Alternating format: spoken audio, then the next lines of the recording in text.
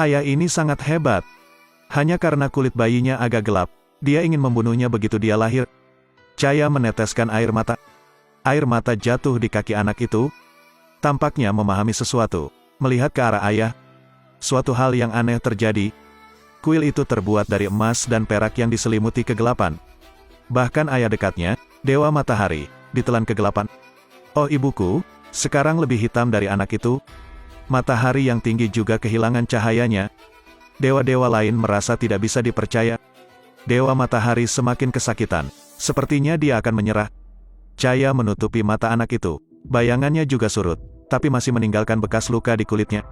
Dewa Matahari merasa sulit dipercaya. Karena selama ratusan ribu tahun, cahayanya tidak pernah dikaburkan. Ini juga membuatnya semakin yakin bahwa anak hitam ini bukanlah anaknya sendiri. Chaya menjelaskan, dan bersumpah atas nama dewa bahwa, jika anak ini bukan anak Dewa Matahari, dia akan mati tanpa tempat untuk dikuburkan. Tapi Dewa Matahari menganggap memiliki anak kulit hitam seperti itu adalah penghinaan. Maka segera dipanggil kapak Dewa Petir, bersiap untuk membunuh anak itu. Chaya berlutut memohon. Meskipun matahari dikaburkan dari cahayanya, itu tidak pernah menghancurkan mereka. Akhirnya Dewa Matahari terguncang, namun tetap melontarkan kutukan. Jika anak ini muncul dalam cahaya, ia akan langsung berubah menjadi abu. Setelah mengatakan itu, dia berbalik dan pergi ke kuil-kuil untuk mempersiapkan matahari terbit. Chaya menunggang kuda putih, berlari dengan panik tanpa henti. Akhirnya, pada saat matahari hendak terbit, ia sempat melompat ke jurang, hanya untuk menghindari satu kehidupan. Chaya mencium anak itu, tapi kehidupannya ini tidak biasa. Chaya melihat sekeliling, mengingat semua yang telah dilakukan suaminya. Nasib memang menggoda. Sebagai Dewa Matahari yang memberi cahaya pada segala sesuatu, anak manusia hanya bisa hidup dalam kegelapan. Chaya menangis. Air mata jatuh di wajah bayi itu. Bayi itu sepertinya merasakan kesedihan Chaya. Tiba-tiba, ada badai di sekitar, langit dan bumi berputar, seperti kiamat akan datang. Chaya menatap putranya, lalu menyentuh air mata di wajahnya, tiba-tiba menyadari sesuatu. Dia menyeka air matanya dan menghibur anak itu. Akhirnya bayi itu kembali tenang, semua yang ada di sekitarnya kembali normal. Melihat bayi putih di pelukannya, Chaya menamai putranya Sunny, di rumah bernama Cotton. Dalam sekejap mata, 10 tahun telah berlalu, dan Sunny juga telah dewasa. Suatu hari, dia menemukan jejak kaki sepanjang 3 meter di hutan. Raksasa yang belum makan dalam 3 tahun mengeluarkan air liur. Pada saat ini seekor elang terbang masuk. Raksasa itu mengulurkan tangan dan menangkapnya. Melihat elang gemuk itu, raksasa itu membuka mulutnya, berniat untuk mencicipinya untuk melihat apakah itu pas. Pada saat itu, elang tiba-tiba berubah menjadi manusia burung yang gemuk. Raksasa bermata dua itu ingin menjadi hijau. Oh ibuku, merinding. Tapi si manusia burung bertanya apakah dia sudah menyikat giginya hari ini, menyebabkan dia melepaskan tangannya, dan si manusia burung jatuh. Manusia burung hendak mengucapkan selamat tinggal. Namun sebelum dia sempat berlari beberapa meter, kaki pendek itu dihentikan oleh tangan raksasa itu. Sial, manusia burung itu bahkan tidak setinggi kuku raksasa itu. Manusia burung itu langsung menegang, masuk ke mangkukku.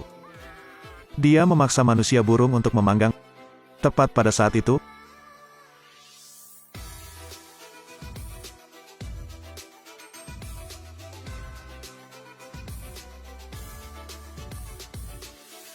angin kencang muncul. Sunny ingin dia melepaskan manusia burung itu. Tapi raksasa itu berkata dia akan memakan burung itu. Sunny marah, menyapu kakinya dengan keras.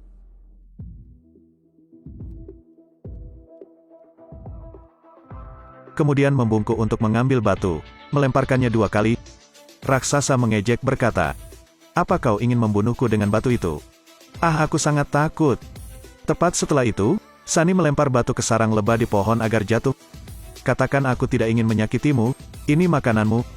Melihat madu di tangannya, raksasa itu merasa terhina. Dia membuang madu di tangannya, dan berkata bahwa dia tidak mau makan sedekah. Kegembiraan yang datang dari berburu mangsamu sendiri. Setelah mengatakan itu, dia mengeluarkan kepulan asap untuk membuat Sunny ingin berhenti bernapas. Tapi Sunny berdiri teguh. Raksasa itu langsung terpana. Dia mengulurkan tangannya untuk menangkap Sunny, ingin menggilingnya menjadi daging cincang. Kemudian tinju menghantam tanah dengan keras. Dia pikir Sunny sudah selesai. Tapi raksasa itu menyadari ada sesuatu yang tidak beres. Seseorang menariknya ke bawah tanah.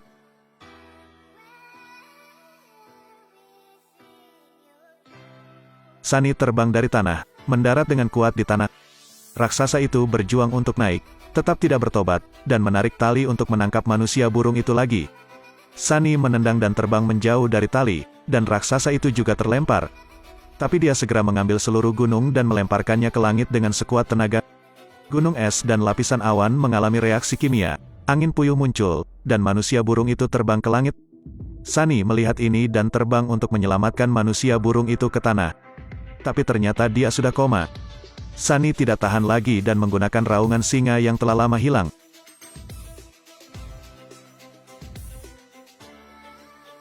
Raksasa itu menjerit kesakitan, dan segera berubah menjadi abu. Kekuatan bawaan ini menentukan kehidupan Sunny yang tidak terlalu sepele.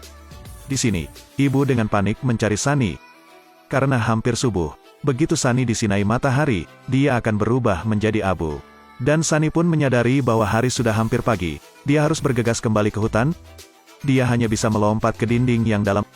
Untungnya, manusia burung yang berubah menjadi burung menyelamatkannya. Mereka terbang dengan cepat ke depan, dan matahari juga mengejar di belakang. Saat matahari terbit, mereka akhirnya sampai di rumah. Tapi bahaya tetap ada.